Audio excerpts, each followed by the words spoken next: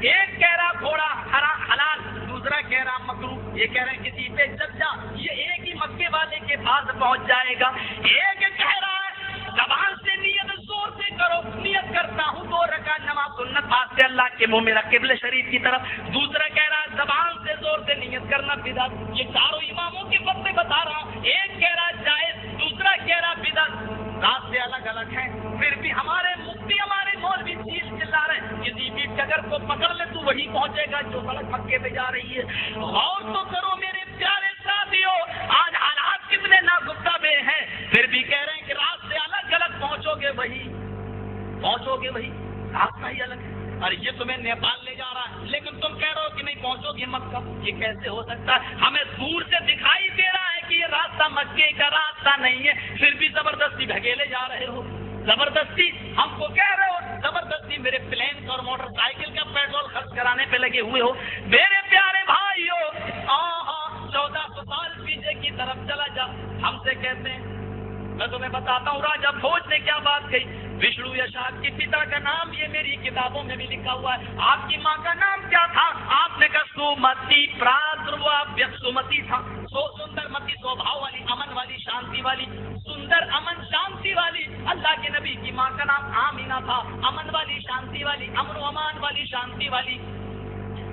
دیکھیے نام ایک، مانا ایک، لینگویج الگ الگ ہے، عربی اور سنسکرت کا انتر ہے۔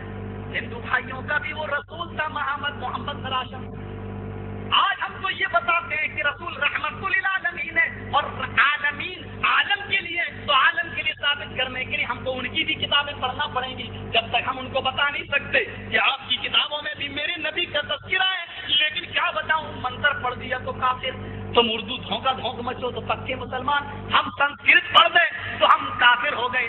ذرا غور تو کرو میرے پیارے ساتھیو، اگر ان جملوں پر کافر ہوں تو جاؤ مجھے رہنے دو، قیامت کے دن میرا آقا میرا دامن پکڑ کے پوچھے گا، آئے جرجیس بتا تو نے جو اللہ نے تجھے عالم بنایا تھا اور میرے بعد دین کی وراثت علماء کے ہاتھ میں آئی تھی، میرے بارے میں تو نے کیا بتایا؟ میں کہوں گا اے اللہ کے نبی، زیادہ نیکیاں لے کر تو نہ آیا، زیادہ اچھے عمل کر کے تو نہ آیا، لیکن دنیا میں جب تک زندہ رہا ہندو بھائیوں کو بھی آپ کے بارے میں بتاتا رہا، یہودیوں کو بھی بتاتا رہا، اور میں نے دنیا میں گالیاں کھائی تو اپنوں سے کھائی، اور تو اچھی طریقے سے جانتے اے اللہ کے رسول، آپ کو اللہ نے بتا دیا کہ آپ اچھی طریقے سے، آپ کو معلوم ہے کہ اللہ کے نبی صلی اللہ علیہ وسلم آپ کے لیے میں نے گالیاں کھائی ہیں، مجھے کوئی زمین کا جھگڑا ان سے نہ تھا، جائیداد کا جھگڑا نہ تھا، کوئی ماں بہن اور بیٹی کا اور شادی کا کوئی مسئلہ میرے بھائیوں سے نہ تھا، یہ گالیاں بھی میں نے دنیا میں کھائی تو آپ کے لیے، رب کے لیے، اگر اللہ تعالیٰ سے میری سفارش کرا سکتے جرم میں تو کرا دیجئے، شاید میری نمازیں میرے روزے تو مجھے جنت میں نہ لے جا سکے، لیکن تمہاری زبان کی دی ہوئی گالیاں میری نجات کا ذریعہ بن جائیں۔ کتنے شیریں ہیں لب تیرے کے رقیب میں گالیاں کھا کے بے مزہ نہ ہوا۔ راجہ بھوج جب وہاں سے چلے تو کہنے لگے کہ میں بھارت میں جا رہا ہوں، اے محمد صاحب مجھے کچھ نصیحت کر دیجئے کہ میں بھارت میں جانے کے بعد لوگوں کو کیا بتاؤں۔ تب محمد صاحب جواب دیتے ہیں کہ راجہ بھوج جب بھارت میں پہنچو تو میرا ایک قافلہ، میرا ایک گروہ بھارت میں تبلیغ کے لیے آئے گا، دھرم پرچار کے لیے آئے گا، میں تو بھارت نہیں جا سکوں گا، میرے انویائی میرے صحابہ بھارت میں آئیں گے، میرے صحابیوں کی پہچان یہ ہوگی، جب یہ لوگ پہنچے تو اپنے ہندوستانیوں سے، بھارتیہ لوگوں سے، باشندوں سے اتنا کہہ دینا کہ ان کی یہ پیشین، ان کی علامتیں اور چہن دیکھ کر ان پر ایمان لے آنا۔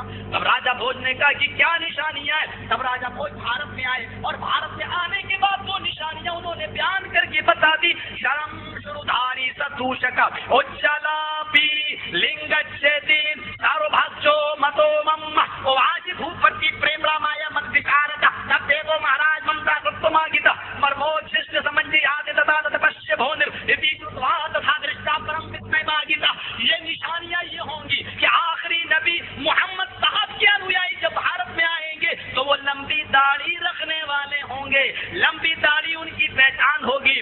شرم شرودھاری ستوشکا چوٹی نہیں رکھیں گے، ارتھات شنکر جی کی چوٹی سے جو گنگا جمنا بہ رہی ہے، اور ہمارے ہندو بھائی جو آستھا رکھتے ہیں وہ چوٹی کے دشمن، چوٹی ارتھات چوٹی نہیں رکھیں گے، یعنی ان کی پہچان یہ ہوگی کہ وہ چوٹی کی رسم کو ختم کر دیں گے، لمبی داڑھی رکھنے والے ہوں گے۔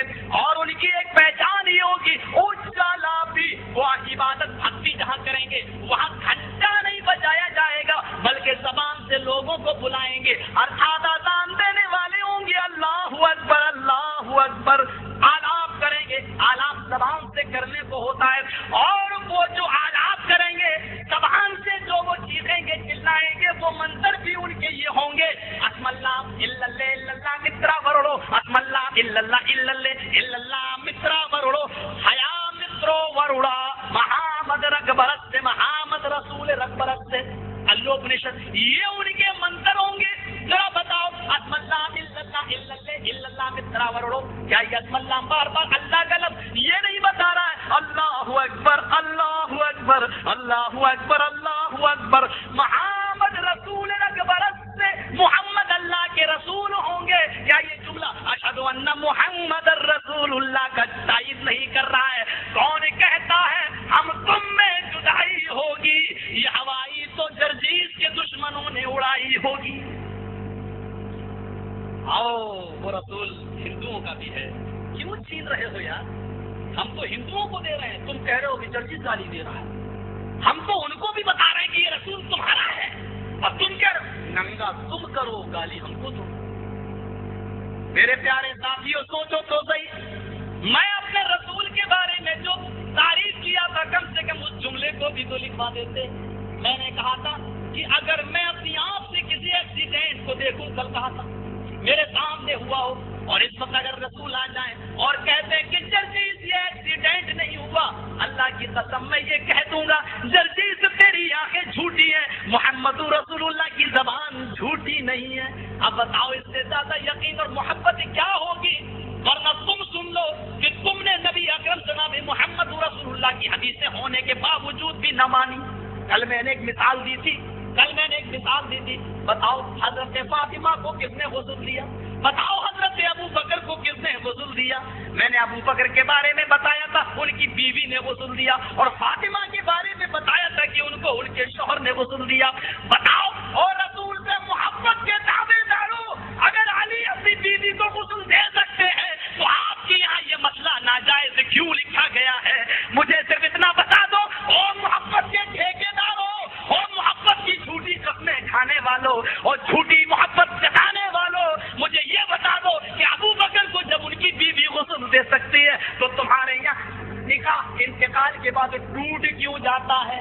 बाप बेटे का रिश्ता खत्म न हो, भाई बहन का रिश्ता खत्म न हो, फिर मियाँ बीवी में ऐसी कौन सी जुदाई हो जाती है जो निकाह तलाक जो निकाह फौरन इंतकाल के बाद टूट जाता है? औरत को शौहर की लाश तक देखने नहीं दी जाती है, न शौहर को बीवी तक का चेहरा देखने दिया जाता है, फिर भी दावा है कि मोहब्बत हमको रसूल से है। हाँ गुस्ल तो आज हमारे यहाँ पर भी नहीं दे रहा शौहर बीवी को, बीवी शौहर को, लेकिन कम से कम जायज तो मानते हैं। ये तो मानते हैं कि अगर कोई देना चाहे तो दे सकता है। तुम तो इसको बिल्कुल हराम कहते हो, निकाह टूट क्या मानते हो, और तुम शौहर बीवी के जिस्म को गुस्ल लगाने को भी नाजायज मानते हो। अब बताओ मेरे भाइयों, अबू बकर को उनकी बीवी का हाथ लगाना जायज था या नाजायज? हजरत अली का अपनी बीवी को हाथ लगाना जायज था या नाजायज? जायज कहते हो तब भी फंसे, नाजायज कहते हो तब भी फंसे। और कल मैंने कहा था अल्लाह ने तुम्हें पैदा ही किया फंसने के लिए। जायज कह के देखो, तू क्यों नहीं कहता? नाजायज कह के देखते हो तो बताओ अबू बकर का नऊज़ बिल्लाह इस गुनाह पर कोई अज़ाब मिलेगा? नहीं, उन्होंने किया वो सही था, हम करें तो गलत। तो शरीयत किसको कहते हैं? जो नबी ने किया वो करना चाहिए ना, वही तो शरीयत है। जो साहबा ने किया वही तो शरीयत है। दलील पेश करते हैं क्या? तमस्सकू बिहा, वो खुलफाए राशिदीन की सुन्नत को मजबूती से पकड़ लो। बताओ अबू बकर खलीफा थे या नहीं? अच्छा हजरत उमर फारूक ने 20 रकात तरावी नाफिज कराई थी, चलो मैंने मान लिया। तुम तो इसको बहुत जल्दी दलील बनाते हो। ठीक है, तो उमर फारूक ने औरतों को मस्जिद में जाने से रोक दिया था, खलीफा थे, ठीक है। मैं आपसे पूछना चाहता हूँ, अगर उनका कोई इज्तिहादी